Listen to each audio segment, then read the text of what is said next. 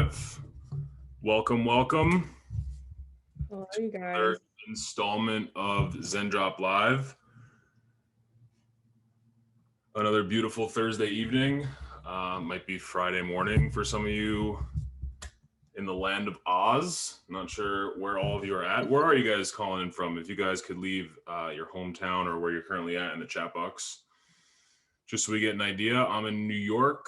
Kenny is in LA, New Jersey, Oz. There we go. One Aussie. New Mexico. Say what's up to Walter White for me. In Australia. Great way to start the day with us. We're honored. Yeah, 10 a.m. Beautiful. Having a cup of coffee. I wish I could have some coffee right now. It's actually one of the, in the evening, I get upset because I can't drink any more coffee. And I just wait for tomorrow morning till I can make more coffee. I mean, yeah, because I actually really love the taste of coffee. So I want it. Like, it's not just an energy thing for me. It's so good. And I just got into like making pour over coffee. So I'm completely like nerding out on it. Okay. Yeah. Right. I support. Texas, Georgia. Glad to see some familiar faces in here. Welcome back. If you haven't been here before, if this is your first call, we just generally like to hop on here and engage with you guys. We love the Zendrop community. We want to help you. So if you have any questions about e-commerce, advertising, life in general, hopefully we can help you with that. So you can go ahead and raise your hand. There should be a little button next to your name in the participants tab where you can raise your hand. We'll call people up. Kennedy has some questions that we've backlogged, I think, from previous Zendrop lives that we can answer. And if you don't want to come up and talk to us, I know we're kind of scary, you could drop your question in the Q&A or the chat box. Well, Debbie's already ready to go. So. Cool. Hey, Debbie, how are you? Hey, Debbie. Good. How are you? Can you hear me? You can. Okay, good. All right. So my first question is, because I was in panic mode, I finally got a winning ad, and son of a bitch, it's the stuff from China. Oh, Chinese New Year got ya. So at first I was panicking, but I looked at the orders right before I got on, because I thought 6 of them were going to get stuck for a month, but apparently they're processing. So I guess I'm okay with those 6 that are in there for now. If it says processing, we're good. Well, processing means that you've paid for them on Zendrop and they're waiting to be fulfilled. Now, all the factories are closing at different times, so you may be okay. If we can't fulfill the order, we're going to let you know. But there's a possibility, since you're kind of right on the cutoff here, that they may not be fulfilled. What you can do if they don't get fulfilled is you got a couple options. Obviously, definitely communicate with your customers that there's a stock issue. You can offer them a refund or maybe a discount code for a future order if they want to wait for that item. And then what I would do you don't want to slow your momentum down because you found a winning ad. So you can change up the copy on your landing page to facilitate like a pre-sale. So you can continue to run traffic to that page, but just let people know that their items won't be shipped for about 3 to 4 weeks. Just be transparent about that. Well, I did put on the top of my homepage, or the top of every page, I basically said that there were certain companies or warehouses that were doing inventory. And things could be later, but those orders had already gone through. Now, the last one went through on Tuesday, the 26th. So I think I might be okay, because I just read something about anything to the 28th, which is today, would be fine. Yeah, so that was the date that we gave to sort of play it safe. You should be okay, again, especially because they came in the 26th. There is a slight chance that factory is already closed, but you're probably okay. Okay. Now, here's my other question, because it did say, I don't know how it was worded, but basically March 1st. So I'm working with an ad agency, and I did tell them to kind of shut that one off. And we're going to work with the U.S. company. Do different ads for U.S. companies for now. But it says on your thingy, March 1st. So is that, I mean, like when should I have the ads be put back? Like the week before that, or do you know what I'm saying? Yeah, it's really up to you. So we're giving you that date of March 1st just to play it safe. The factories Mm-hmm. will likely be back and operational about a week before then, but Okay. some of them may not come back that week. So that's why we gave the March 1st date just to play it safe. You can turn it Okay. back on whenever you'd like, but that March 1st date is going to be your like play it safe date. They'll definitely be back then. Okay. I mean, I don't mind if it's like a week or two, because I mean, there's a disclaimer on every single item, the bottom of the page, which says, due to COVID and shipping and blah, blah, blah. So, I mean, I let them know up front, it's going to be XYZ amount of time, which, I wrote, maybe 30 days. So it's not like hopefully going to be a shock, but I mean, I still didn't want anything stuck for a month and then, oh, it's going to take another month to ship it. And then the, angry mob. Yeah, you shouldn't run into that because as soon as they're back, which again probably will be before March 1st for Okay. most factories, it'll be shipped out with normal shipping times. Okay, cool. Thank you. You are so welcome. Thanks for the question. All right, anyone else that wants to come up and chat, raise your hand. Kennedy, do we have any questions from? We have one right now. My Facebook account got blocked. Is there any other alternatives I can use promoting my products? Yeah. So depending on where you're at in the process of building a dropshipping store, you could already have a lot of data from people who have added to cart, checked out, and purchased on your store. So if you have, if you're running a dropshipping store for a long time, you likely have thousands of emails of people that you can contact and sell to with no additional cost per acquisition. So that's always a good route. You can start running Google shopping ads. You can start doing Google keywords, bidding on keywords, although that's pretty expensive nowadays. You could try Pinterest, TikTok, Snapchat. There's tons of other options out there. And another option to get back into Facebook is I know they don't really like when you create an account. They don't really let you advertise right away. You have to have an established Facebook account, but you can ask a family member or a friend if they can start a business manager and just add you as a admin on the business manager. And that's one workaround to that as well. On that note, if you are running a dropshipping store and you don't have some sort of email capture, you're just lighting money on fire. If you don't have some sort of pop-up or something that captures email addresses when someone lands on your page, you're losing out on information that you can use to then make more sales in the future. So if you don't have that set up, go ahead and set that up now or after this call. You definitely want that. And it could be something as simple as enter your email address for 10% off your first order. There's tons of apps that do that on the Shopify App Store. I'm sure every time you've noticed, every time you go to an e-commerce store or any other brand that's selling anything online, if it's your first time going on that site, the first thing you get hit with is a pop-up that asks for your email address for 10%, 15%, 20% off your first order. So not only are they incentivizing you to purchase something with a discount so you can try their brand, but what they're also doing is if you bounce and you don't buy anything, they're capturing your email address and they're going to continue to market to you until you hopefully buy something or just get something out of their messaging and maybe recommend it to a friend. So if you don't have that set up, you definitely want to get that set up. Austin on Facebook asks, what are your thoughts on CommerceHQ? I'm thinking about trying it out. CommerceHQ is awesome. We actually know the guys over at CommerceHQ. We're in the midst of integrating with CommerceHQ. We are, like I said, currently working on it. So you should be able to use Zendrop with CommerceHQ fairly soon. I think it's an awesome platform. I've never used it in particular, so I can't speak to it, but I know a lot of people who have used it that say it's an awesome platform. So that's why I'm recommending it to you. It doesn't really matter what you use, to be honest with you. They're all essentially the same thing.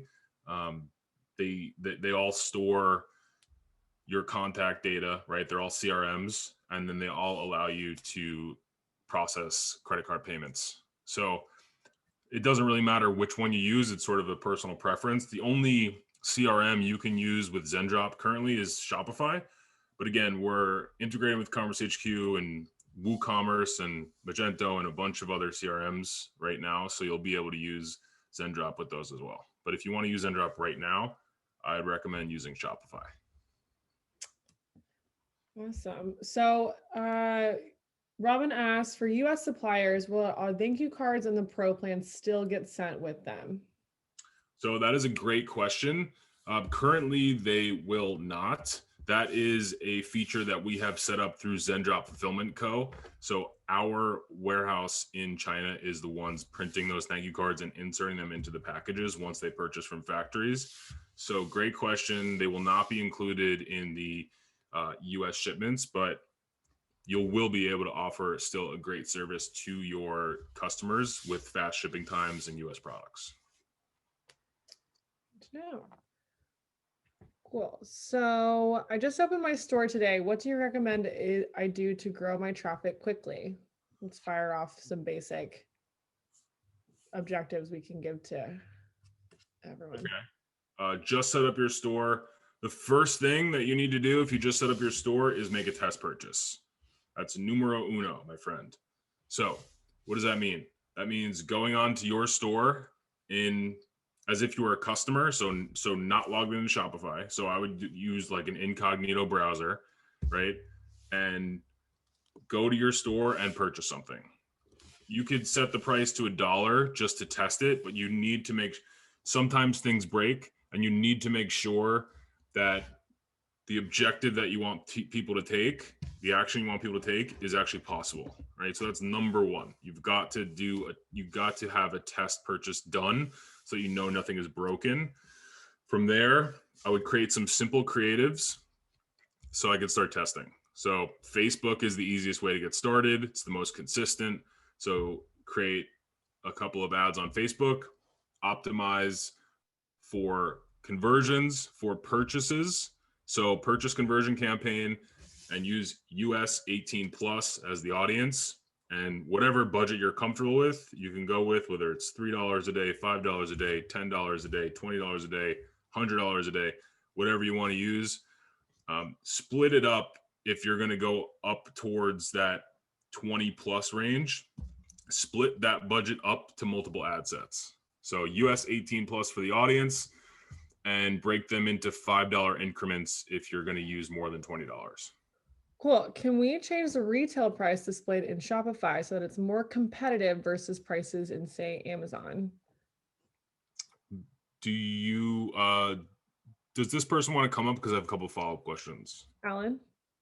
No mic. Okay. The follow-up question I have for that is, do you mean like to compare at price? If so, yeah, absolutely. You can definitely change the compare at price to whatever you'd like to. If you're talking about the retail price, like what you're selling it for, do you want the sales price to be closer to the Amazon price? Not necessarily. You're not really competing with Amazon. That is the beauty of the business model, is that if I'm going to buy something on Amazon, and look, there are a lot of shoppers that would go to Amazon to check the pricing.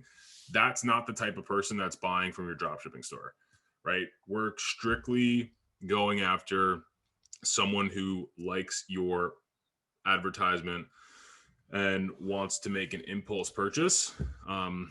So if there is a product that's similar, that's available cheaper on Amazon, you're not going to win that fight anyway. And you're certainly not going to be able to beat Amazon's economy of scale that they have in selling it for a similar price. So price it at a point where you need to make a profit, and know that you're not competing with Amazon in this sense, because Amazon is an intent-based purchase, and Shopify / your dropshipping store is much more of an impulse buy. Okay, I like this question. It's coming from our backlog of questions from users, but how do you believe that the dropshipping industry is currently changing? So I think people are getting smarter. Consumers are getting smarter. 5 years ago, when we started dropshipping, it was like the bullseye was massive. CPMs on Facebook were $2, $3, $5. Today they're $20, $30, $50, $100 in some audiences. And people hadn't been, a lot of people don't set their customers up for the experience that they're going to have. And so consumers have been catching on to that. And so they're much more skeptical of drop shipping sites. And so my advice would be to be as transparent as possible. And obviously people aren't going to purchase something on your site if they don't think they're going to get some sort of value out of it. So just be upfront and transparent with them that because they're getting this price, such a good deal on this product for this price, right? They're going to have to wait 8 to 10 days for shipping or whatever kind of shipping method you're using.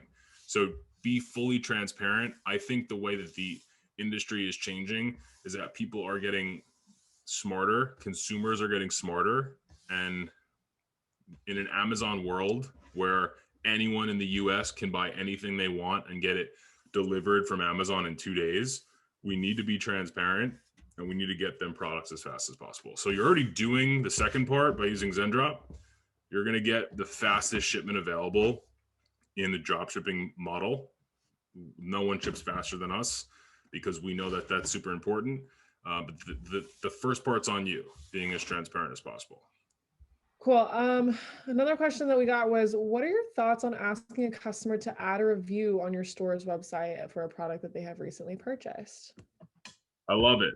I think that it's a good place to utilize a post-purchase upsell sequence. So you can accomplish two things here. You can potentially sell another product and get a review on your Shopify store by having some sort of automated post-purchase sequence that sends people an email, let's say a month after they've ordered their product, and sends them a survey of how they enjoyed their product. Did they enjoy it? Yes or no could be the first simple question. If they click on yes, they get prompted to leave a review on that product on your store. And you can also send them $10 off of their next order. So the most difficult thing about building an e-commerce brand and having a dropshipping store, and the most valuable thing are repeat customers. So once acquiring customers and making them repeat customers will make you into a winning business and brand, because you've paid to acquire that customer once, right? And people are looking at the ads manager and am I making a profit or not? And it's very binary. I'm selling this product for $40. I'm getting it for $20, means I need to acquire customers at less than $20 on Facebook in order to be profitable. But what they're not considering is what's the lifetime value of this customer? Sure, if the lifetime value of this customer is $40, you need to acquire this customer at less than $20 to be profitable. But if the lifetime value of this customer is $200, now I could acquire this customer at anything less than $180 and be profitable, or whatever your margin is. I just did quick math there, but I think you guys get the idea, is that you can sell this customer 5 to 10 items over their lifespan as your customer. You'll be in a much better position because you're only paying for them once, right? They place an order, you have their information. That's why these platforms are called CRMs. They're customer relationship management systems. They're managing all your contacts. So don't forget that. You can sell many times over things to customers that you've already acquired. That's the hardest part, acquiring the customer. So if you could acquire the customer, offer them a good experience, right? And then in an example like this, the perfect time to offer them, let's say $10 off of their next purchase, because it's not going to cost you any extra money to get that person to come back and make a purchase. So if I'm making a $30 profit margin on a product, I'd give every customer in the world $10 to make that purchase, because it's not going to cost me anything more than that $10. So yes, I love asking them for a review. And I think it's also a really good spot to ask them, to offer them a discount for a future purchase. Agreed. Cool. So someone asked thoughts on influencer marketing for TikTok. I think I could take lead on this one for a second. Yeah, I'll let you take over on this one. So I personally love TikTok on a personal and a professional level. It is the fastest growing and most active social media platform to date. With the algorithm on TikTok, it favors this concept of going viral. So for anyone who hasn't used TikTok before, right now it is something that is very hot and you should be utilizing for your dropshipping store on a business side and on an influencer side. I think that using influencer marketing on TikTok is great. We just have to keep in mind that influencers on TikTok are already getting paid by TikTok, which is unique to their platform. No other social media platform pays influencers based on views or likes. So influencers on TikTok are more expensive. They're also way more choosy. It's not as easy to produce a lot of content on their TikTok pages on a daily basis. So my advice to you would be more going the TikTok ads route. We're actually in the process of starting to run some TikTok ads for Zendrop personally. And it's a pretty easy process to get accepted for TikTok ads, depending on what type of product you're selling. They are very, very specific on what types of products that they will allow you to market, because it is a very kid-friendly or very, I guess, appropriate environment. So do your research in terms of if your product kind of falls within the guidelines of TikTok ads, and I would definitely recommend going that route over influencers, but both work well. Cool. Gotta love TikTok. Brad, are you on TikTok a lot? I'm not. I deleted all the social media apps from my phone about 6 months ago. Wow, how are you doing with that? It's great. I sometimes miss connecting with people, but I know that it's probably better for my mental health, just to be completely honest with you. It's better for my productivity. It's better for my mental health. And so I'm good not being on them. Sorry if any of you have messaged me over the last 6 months and I haven't responded. That's why I literally have not even like re-downloaded it to check DMs, because I know I'll get sucked back into it. So, Well, that for you. I could literally not do my job without Instagram on my phone. I couldn't do your job, that's for sure. Yeah, I'm not on it at all. Cool. Okay. Let's see. So when starting your first dropshipping store, do you recommend higher ticket products or lower ticket products? So it's funny. Kennedy and I were actually talking about this before we started the broadcast. We were talking about high ticket dropshipping. And I think the obvious answer is to start off with low ticket dropshipping. The reason being, it's going to cost you a lot more money to acquire a customer for high ticket dropshipping. Like, for example, if I'm selling, this watch, right, versus I'm selling the couch behind me, you're talking about a $60 product versus a $1,200 product, right? And so it's going to take multiple touch points to sell the higher ticket item, number one, which means it's going to cost you a lot more money to acquire that customer. It might cost you $20 to acquire the customer that's going to buy the $60 item. It might cost you $800 to acquire the customer that's buying the $1,200 item. The benefits of high ticket dropshipping, as we were talking about before this call, is you have to deal with less customers, which is nice, right? You don't have to hire a huge team. You can probably do close to $1 million a year drop shipping high ticket items and have one person on your customer support team that's handling all the inquiries. You just have way less customers. Those customers are also expecting a much higher level of service because they purchased a much more expensive item. They're also going to do a lot more research before they purchase the item. So it's a lot less impulse buying. So to keep this answer fairly short and simple, the clear-cut answer here is low ticket drop shipping to start out with, for sure. It's just going to cost you less money. It's going to be less headaches. It's going to be way easier to start up. Good to know. So are we still able to source products during the Chinese New Year break? For example, my store has a particular pet bed and I am looking for a different model. So we can't source anything during Chinese New Year. Our team is going to be working, but none of the factories are open. And the only way we source products is by contacting factories to see if they have it, what the price is, what they have in stock, etc. So during Chinese New Year, we can't quote any new products. You're more than welcome to add the products from AliExpress onto Zendrop during that time, but we're not going to be able to get any quotes until the factories are back. So again, probably another 3 weeks before they're back. Awesome, man. How can I help? All right, man. So just a quick question, man. Actually, so I did a test run on my products, basically, and the shipping time was great, man. Product was good.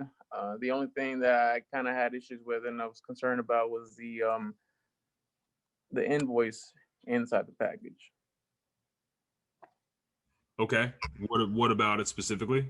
There was basically the original price that was purchased for it, and it wasn't the price that the customer had, acquired. Was this a sample order? Yes, it was a sample order. Yeah, so that's why you got that invoice. We're not going to send out that kind of invoice to your customer. Okay, so because I had my girlfriend basically order it, like this, she was basically a guinea pig in a way. She was doing the test run for me, so she had ordered it, and basically, it took literally a week for it to get there. And like whenever the packages, it had the manufacturer who manufactured it and the original price on it. Oh, do you mean she ordered it on your Shopify store? Yes. Okay. Yeah, that's a strange situation. If you could shoot me an email, brad@zendrop.com, I'll make sure that we get to the bottom of that and take care of it for you. All right, man. Sounds good. Because I'm trying to figure it out. I'm trying to look at the alternatives, or trying to see if you guys can help me out some way, somehow. Yeah, I've never heard of that before. That's a first thing. I mean, I've basically heard it all. We obviously don't do that, so that seems like some sort of mistake. So again, hit me up, brad@zendrop.com. I want to dig into that and figure out what actually happened and work that out for you. But it's not like a consistent thing. It's not going to happen again. Very unlikely. All right, man. Sounds good, man. Thanks, man. All right, no worries. Thank you. I got one question here. Can you view Zendrop with a Shopify account? Without a Shopify account, excuse me. No, the only way to view the catalog right now is to connect the Shopify store. So if you don't have one, you can create a free trial on Shopify. That'll last 14 days. You'll have plenty of time to check out the Zendrop catalog. Rod Wan asks, is Zendrop integrated with Etsy? No, not yet, but like we are in the process of integrating with a lot of other CRMs, we're also in the process of integrating with Etsy. So as soon as we're fully integrated with Etsy, you will certainly hear from us and we'll let you know so you can utilize Etsy's network of sellers as well. Let's see, we've got a bunch of questions coming up in the Q&A box here. I'm going to try to get to them all, but if anyone wants to come up and talk to us, I'm going to prioritize people that raise their hand and want to chat over this Q&A box. So if you would like to do that, go ahead and raise your virtual hand and we'll go ahead and call some people up.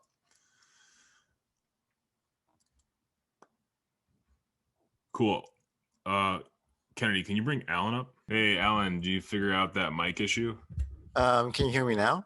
We can't. You can? Okay, good. Excellent. Hi, guys.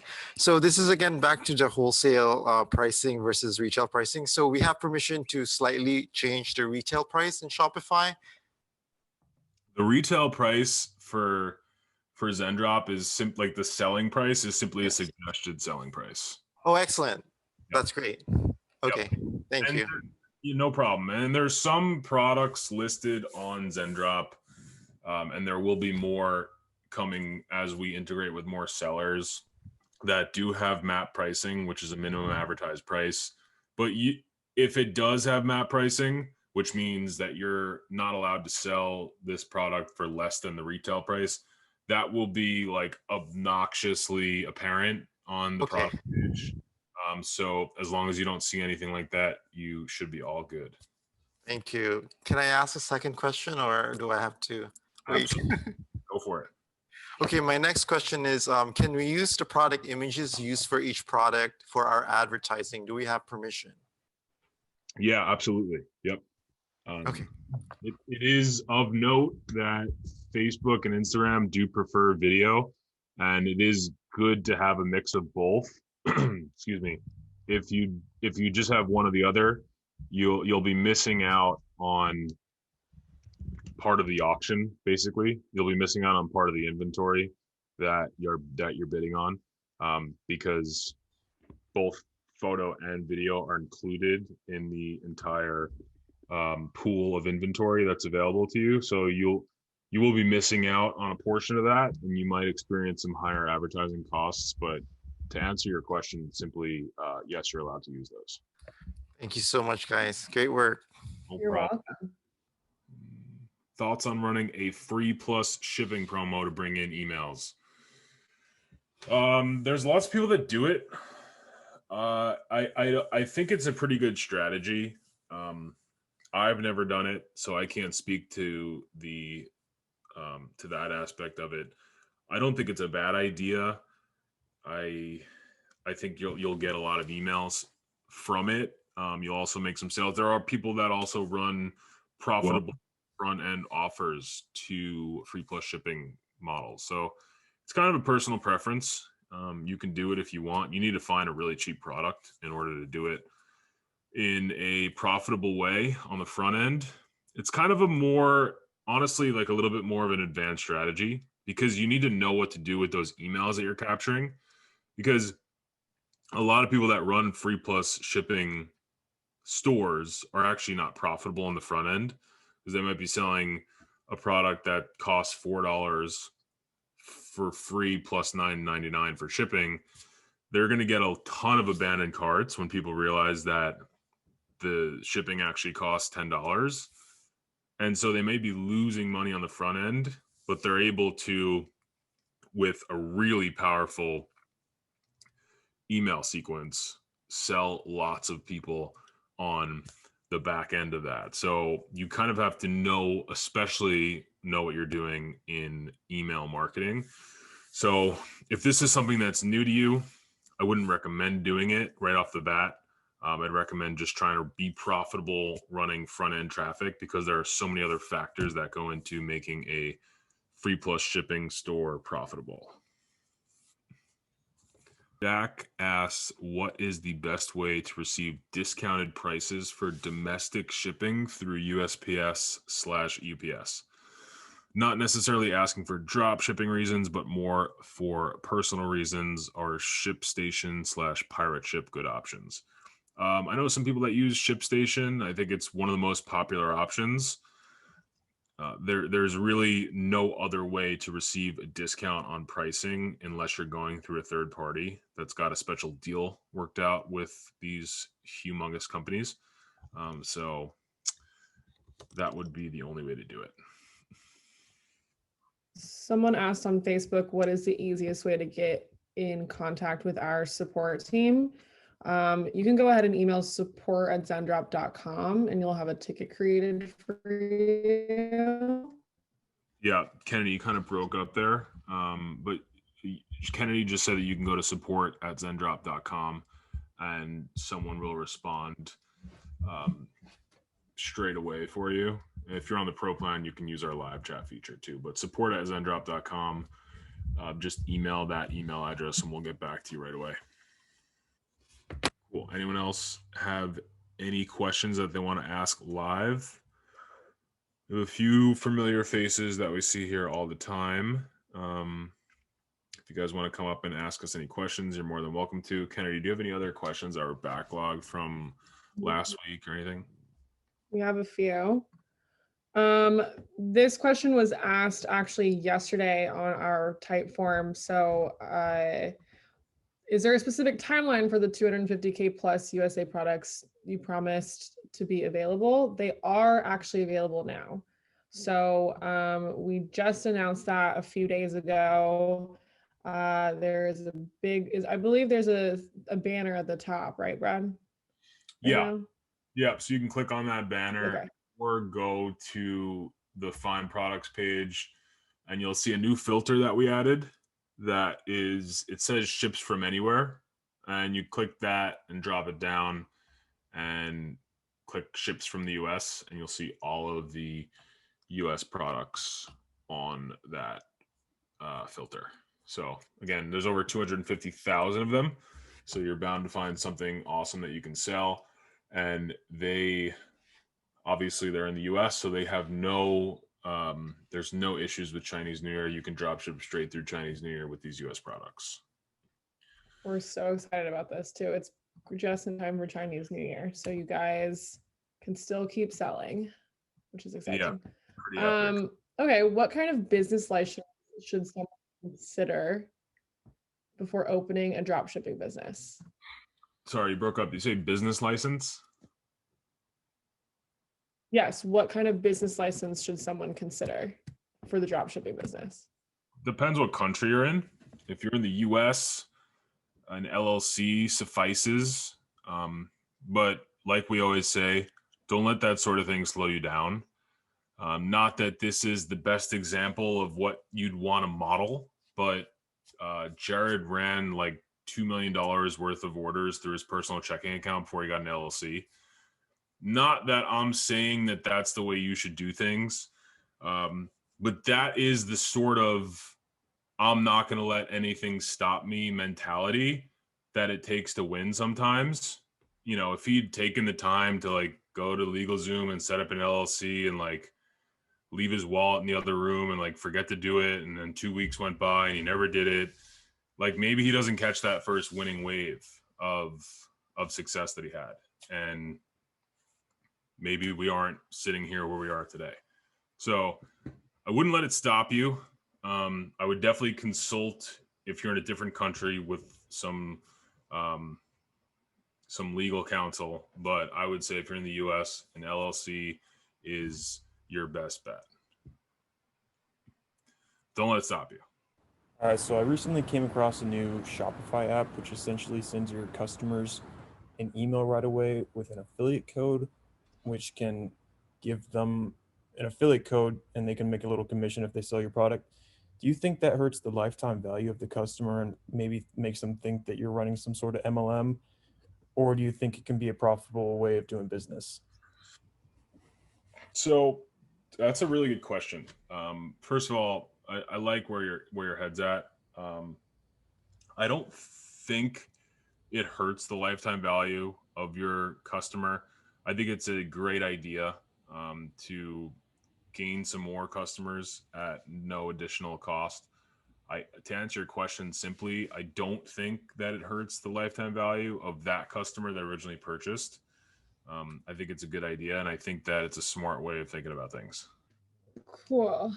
I've been getting emails from Zendrop concerning price changes. Do I need to go to Shopify admin and make the adjustments? So you can price products on Shopify however you'd like to. Supply and demand dictates pricing. We have no control over what the pricing is. The market dictates the price. And so when suppliers tell us that, or manufacturers or factories tell us that this product's going to cost more, all we're doing is relaying that information back to you. And so if a lot of the times the pricing changes like 3%, 5%, something like that.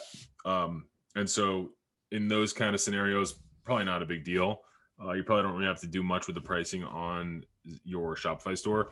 But if the pricing changes drastically, I would go ahead and update the pricing on your store to make sure that you're still able to make a margin. Rodwan asked a question regarding Facebook agencies, so I'll make it a little bit more of a broad question. Do you have any advice in terms of guidelines for finding effective, trustworthy, and cheap Facebook ad agencies? No, I don't. I would recommend that before you outsource anything, you know how to do it well. So I see people all the time that want to get into drop shipping and then want to outsource their advertising. I got news for you. That's pretty much all you're doing. And so if you don't have a good grasp on Facebook advertising, number one, I mean, you're basically just outsourcing your entire business. And number two, if you don't know what to look for, if you've never done it, if you've never been in the trenches making copy, looking at metrics, changing up things within the ads manager, how are you going to know if someone's doing a good job or not? And so I would not recommend outsourcing that sort of thing until you yourself are really good at it. And it's genuinely a scale thing. Like, I'm not able to scale my business because I'm in my ads manager all day. That sort of thing is the only time I'd recommend you actually get out of the trenches and outsource it. Because then if someone's not doing a great job, you'll know. I could recommend you to someone. They might be good, they might be not. Again, I don't have anyone to recommend, but if I did recommend somebody to you, how would you know if they were doing a good job? The answer is, if you've never done it before, you wouldn't. So I would not outsource that sort of thing until you're really, really good at it.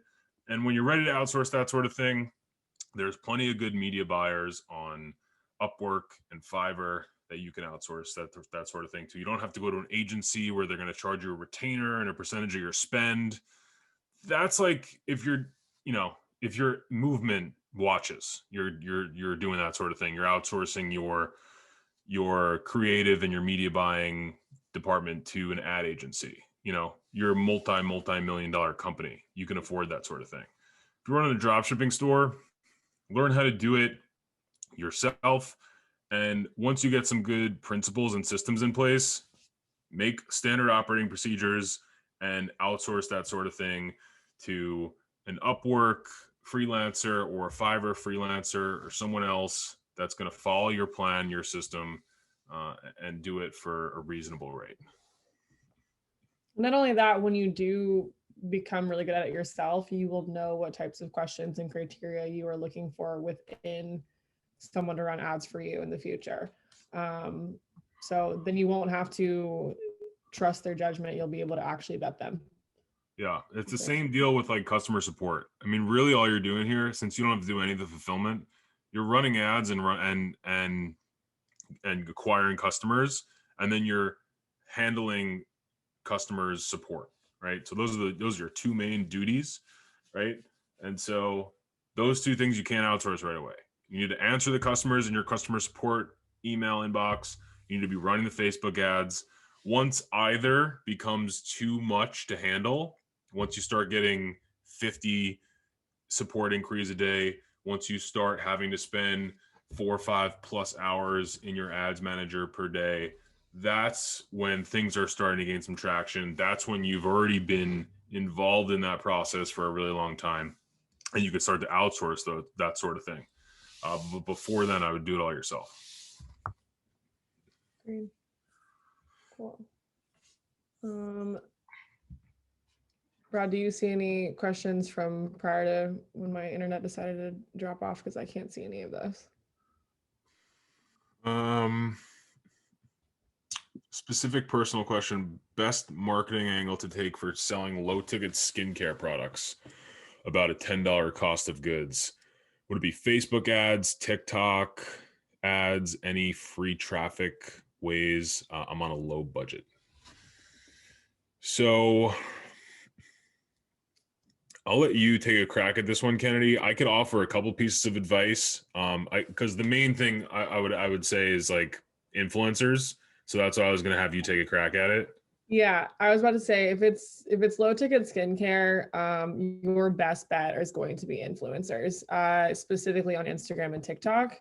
I don't know if you brand Frank Body or the matcha skincare company, but they became famous because of influencers putting it right here on their cheeks and taking selfies, and it blew them up. So influencers are going to be your best friend in this situation.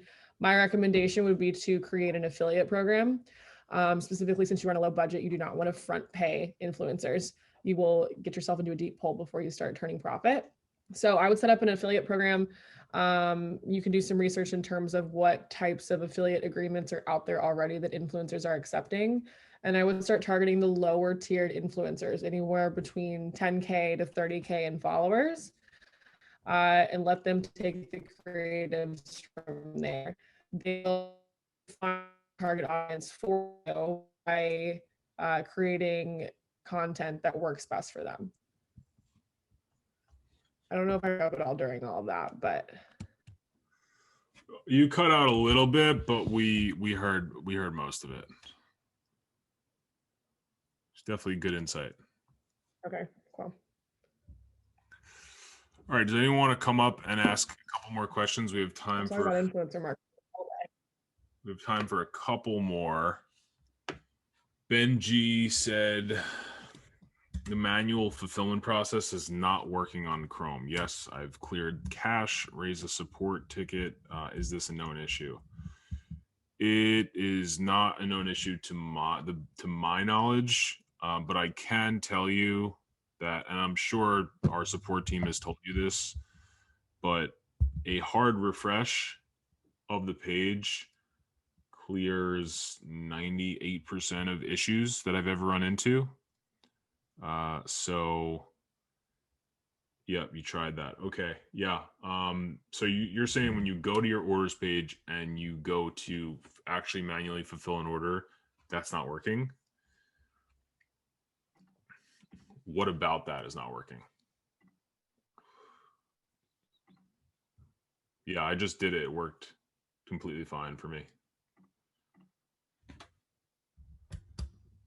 Yeah, so it looks like it's an isolated issue to your machine. I don't know. I maybe would restart it.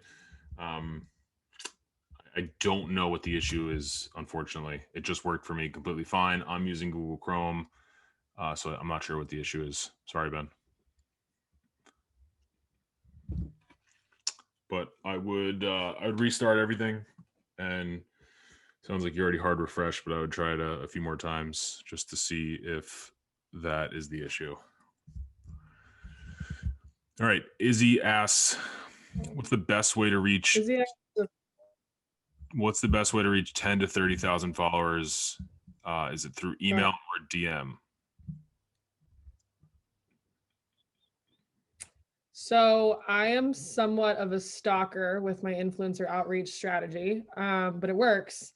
So I would recommend emailing them first and then sending up a follow-up DM saying, hey, please check your email. I just sent you an email about a really exciting product and project I'd love you to be a part of. You can also leave a comment on the recent post, check your DMs. That would be my best plan of action. And management team running their email. Yeah, so you can do it on your own. Typically what I do is if we actually do a lot of affiliate outreach for Zendrop, and I just spend a couple hours twice a week or so, literally like searching the internet for influencers, scrape all their emails from their Instagrams, and then BCC them all into an email.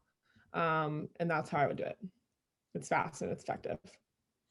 We got another question in here. We got time for one or two more. When importing products into Zendrop via the Zendrop Chrome extension, how can we communicate with them not to send invoicing in the package, etc.?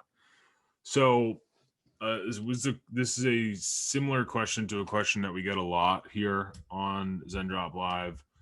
So just to explain to you how the import feature works, we are not sourcing these products from AliExpress vendors. I'll say it again. We are not sourcing these products through AliExpress sellers or AliExpress vendors. All we are doing is simply scraping the page through API and pulling that data into Zendrop so we know which product to source for you. And then our sourcing team is going to find that product in factories, bring it into our warehouse, and fulfill that way for you. So we are in no way associated or dealing with AliExpress vendors. We're only getting the product information, And so that way, you know, when you're using Zendrop that you never have to ask us to not include any Chinese packaging or invoicing or promotional items. We're never going to do that. We are simply getting that product information from that listing, going and sourcing it ourselves, bringing that product into our warehouse, and then quality checking it, repacking it, putting your branded thank you cards in there, and then shipping it out ourselves. All right, we got one more.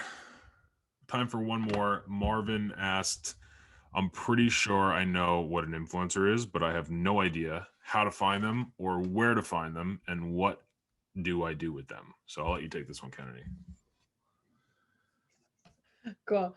So an influencer is defined as anybody on social media. It can be any social media platform, YouTube, Instagram, Facebook, TikTok, who has a substantial number of followers, meaning they have a lot of exposure and a large audience. So think of it like a large email list for your own store, but they have it in followers. So influencers, by definition, have a lot of influence on their audience. So, and they're able to cater products that they're advertising to a very specific niche because of how, I guess, trusted their audience is in their community or their brand. So they're also one of the they're not actually one of the cheaper ways to market, but you'll get more curated content from working with influencers. It's better for brand reputation to work with influencers because people's personalities are now being attached to your brand name. In terms of how to find them, I would honestly start if you've never tried to search for an influencer in your niche, whether you're selling pet beds or technology or fitness equipment. I would go to Instagram, to YouTube, to Facebook, and literally search fitness influencers, search, pet influencers, and just start doing some market research. You can also search certain hashtags on these social channels to find people with large followings. And then from there, it's a matter of reaching out in a way that they will be receptive to so that they'll want to work with you. We should do an entire episode on influencers. I could talk about it for hours. Yeah, we would love to. Maybe next week we could start off with some influencer marketing tips from Kennedy. It'd be great. Leave a 1 in the chat box if you want us to do that next time. Lots of ones and yeses. All right, cool deal. You just made Kennedy's night. You really did, because I love talking about influencers. Awesome. All right. Well, thank you guys so much for joining us for another Zendrop Live. Love spending these Thursday evenings with you guys. Stay safe, stay healthy, and we'll see you on the next one. Bye, you guys.